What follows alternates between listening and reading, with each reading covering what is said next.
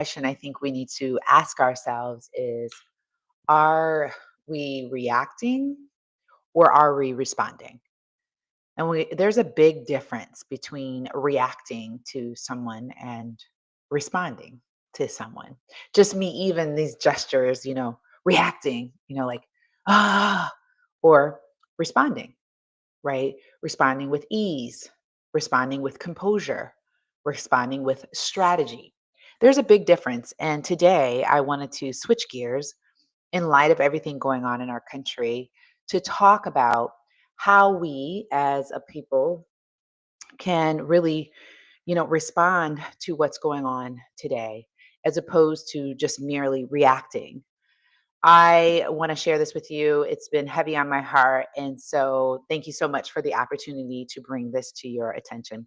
By the time of this recording, and I want this to actually be, I realize it's not lost upon me to know the importance of showing up here, coming and being consistent every single Monday, Wednesday, and Friday at 9 a.m. to bring a word with you, to provide some encouragement specifically for those who are corporate women who are struggling in their their roles, wondering how they're going to be able to get through this time. A lot of people are struggling because they've lost their jobs. People are struggling because they don't understand what's next.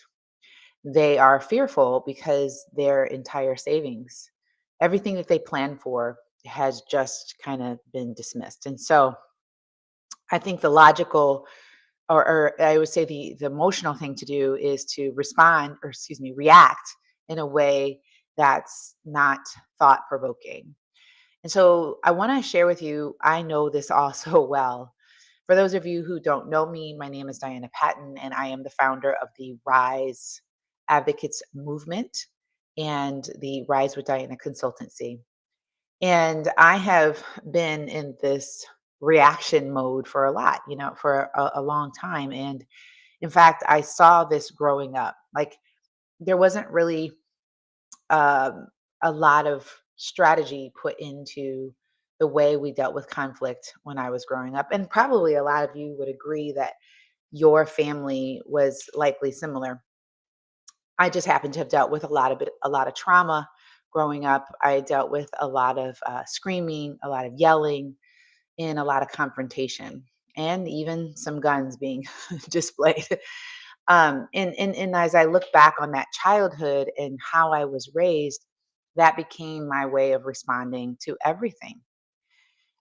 I was also very, light, very joyful, smiley, and someone who decided that they would live with this fun kind of idea of living.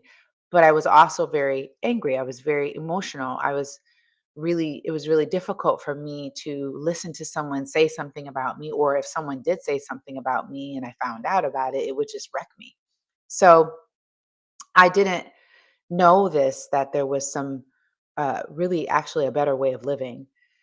And and this, honestly, you think, oh, you learned this like when you were in your childhood. No, actually, I learned how to do this mostly after 2020.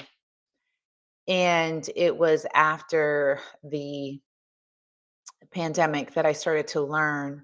And with George Floyd being murdered, I learned, how am I, how is this destroying me?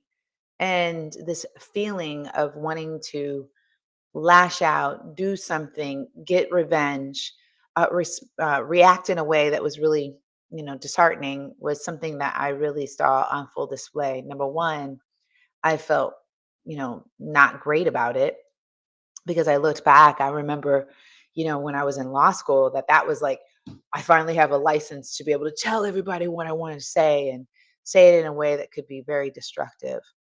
And so 2020 was the telltale sign of all of this, because everything started to crash down, because I started to have a depressive result. I became depressive. I was anxious over everything, and it was clinical to the point where I'd lost a lot of weight, and I found myself shaking all the time, uncontrollable. My throat was very blocked, and I was unable to express myself. And I felt like What's going on? Well, that was my awakening to this idea that I can live a better life. And I started studying and I started reading and I was open to learning. And I was not open to learning before, as I really didn't understand the severity of it all. Through all of my struggles, through all of my difficulties, I realized that there was and of course, my yoga training and all of the just, I would say, years upon years of learning and training, and especially when I went to negotiation school, that was pre 2020. I really learned the odd art of pausing and assessing and learning how to compose myself to respond to someone. So essentially, I practiced. Actually, let me edit that because that's a typo. There's a B there. It needs to be there. I learned to practice being composed under pressure. And I learned the art of this. Now, understand, now, let me just backtrack a little bit. I learned a lot of how to be composed under pressure when I was in law school doing moot court. But that was specifically for that time period. I never really overlaid that with my life, with the way in which I approached struggles and conflict in my marriage, the way I approached struggles and conflicts as an employee, as a leader, as someone in my community. I really didn't learn all that until much later. I understood it, but I never applied it. And so I developed this acronym, which is called PASSION. And as I was going through this, I just realized, God just gives me downloads all the time because I'm just a student. I've just decided that I want to be a student of myself. And I realized that passion is something I have a lot of. I mean, when you see passionate people, you see them, excited and joyful and really loving life. And passion doesn't have to be loud. It doesn't have to be expressive. It doesn't have to talk all the time. Passion is someone who shows up and really has this, I would say, energy and inertia for wanting to do something, right? And that's passionate people. Passion, the Latin root of passion is to endure. It means to even suffer a little bit. And so passion is an acronym that I created that helps all of us get through these difficult times and to know how to respond and not to react. Now, you might wonder, well, what's the difference between responding and reacting? Responding really, the first clue and the first green flag that you are responding as opposed to reacting is being composed, right? Anytime that you are out of control and you are finding yourself, stumbling and doing things that are really kind of jerky, that's when you know that you're not composed. You are not, there's no strategy to the way in which you're responding. And some of you might wonder, well, what's wrong with me bursting out and saying what I want to say? If I feel it, then I should say it. I would say yes, feel it once you say it, as long as you have practiced it behind the scenes, right? Because a lot of us aren't doing the work of practicing how we're planning on showing up so that we can practice, so that we can be composed under pressure. Notice I say practice being composed under pressure. The key here, and this is the only reason why I have this sitting up here, is it's all about practice. The awareness that you are not composed under pressure is a simple one. The awareness is that you are struggling, you are feeling like it's forced, you are angry, and a lot of us try to justify our anger. Yes, anger is an indicator that there's something wrong, but if you stay there, that's where all the trouble begins. It's also feeling a sense of fear, right? Because when you are composed under pressure, you're not operating under fear. You're operating under this mindset that you love what you're doing and love conquers all. Because love, when you have that in your heart, you are operating under a state of control for yourself. right? Because love is very patient, love is very kind. It's a sense of control. And it is something that is not anything anyone can take away, right?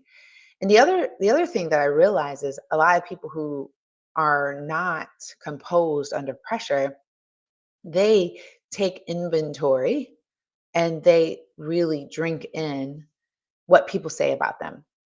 If someone says, "Oh, you're this, you're that," they really take that to heart, right? And they really allow that to destroy them. And that's the criticism that people haven't practiced, that you shouldn't be owning anyone else's words but your own. But you don't if you don't have your own words to own about yourself and how you intend to walk through life, then yes, of course you're going to be swayed by what other people say and the criticism that they have. So, I also want to share this, that when you are practicing being composed under pressure and you're not instantly responding to issues or problems or people or things going on in our world, that doesn't mean that you don't care. That doesn't mean that you aren't taking action. It simply means it's the way in which you are going about the action that you're taking, right? It's really making certain that you are composing yourself, that you have a strategy. And you might be thinking, well, what if someone's right in my face and they're doing something and they're saying something right away? There's nothing wrong with pausing. You see, a lot of us have a hard time with space. And that's the reason why I created the PASSION acronym. The PASSION acronym stands for pausing, assessing, right? The A is assess. It's, do I really need to respond in this situation? If I respond in this situation, how does that impact me and how I intend to live out my life? The other indicator for a lot of people is, since they lack purpose, they lack vision for their lives, they don't understand how their life is supposed to respond to these moments. It's so easy to fall into the trap of blurting out whatever it is that's on your mind. So that's why assessing is important. Then the first S in passion is space. Getting the space to say, I need to take, you might need to take some extra time.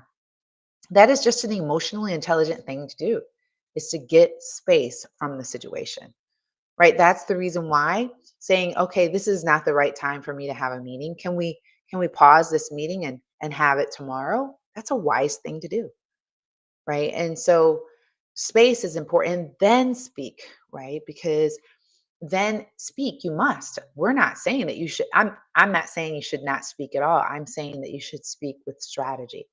Allowing yourself time to pause, assess, get some space, and then speak will allow you the opportunity to do things as you've collected and inventoried what matters to you most. It helps you take everything that you want to say underneath your mission for your life, the vision for your life, the purpose that you hold for yourself, and the way in which you walk your life. And that allows you to pass. PASS is the first four letters in passion. Pass on blurting out your first response. Pass on taking everything personal. Pass on canceling everyone that you don't agree with, right? Pass on assuming you have all the facts. These passing is one of the most critical things that I really think all of us should be adapting right now. Because when you pass, the ion, which is energy, you'll have the energy to withstand difficulties, right? Because energy is ion, right? And that is the three letters at the bottom half of passion. The I stands for insight.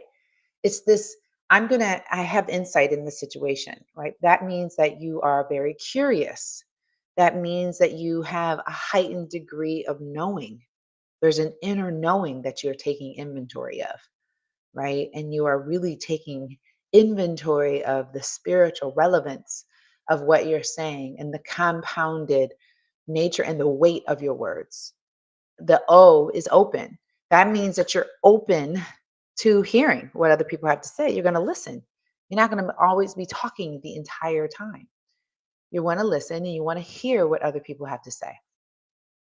That's the openness because most of us just can't sit down and have dialogue with people because we're so busy trying to cut people off. We're so busy trying to be right. And it's really almost to the point where you just can't even have conversation with people. Right. And that is openness. If we just practice passion and the I and the oh my gosh, our whole world would change. Literally.